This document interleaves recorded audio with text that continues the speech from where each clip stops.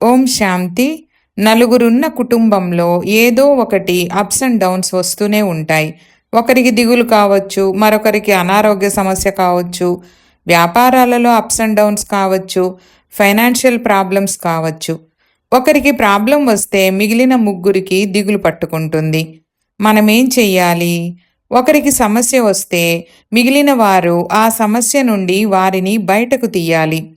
మరి వారిని సమస్య నుండి బయటపడేసేందుకు మన మనసు వారి మనసు నుండి డిటాచ్ అవ్వాలి. డిటాచ్మెంట్ అంటే ఫిజికల్గా కాదు, వైబ్రేషన్స్ డిటాచ్డ్గా ఉండాలి. డిటాచ్ అయితేనే శక్తి ఉంటుంది, ప్రేమ ఉంటుంది. వాళ్ళు చింతలో దిగులుగా దుఃఖంగా ఉన్నప్పుడు వారు మనతో ప్రేమగా ఎలా మాట్లాడగలరు?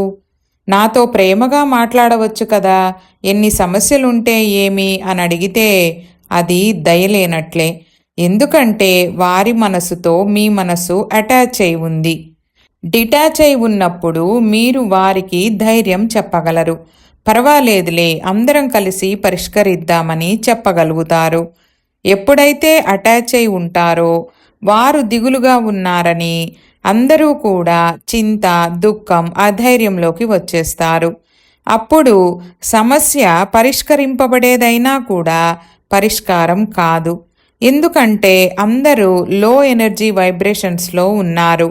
కాబట్టి కుటుంబంలో ఎవరికైనా సమస్య వచ్చినప్పుడు మిగిలిన వారి మానసిక శక్తి హై వైబ్రేషన్స్లో ఉండాలి.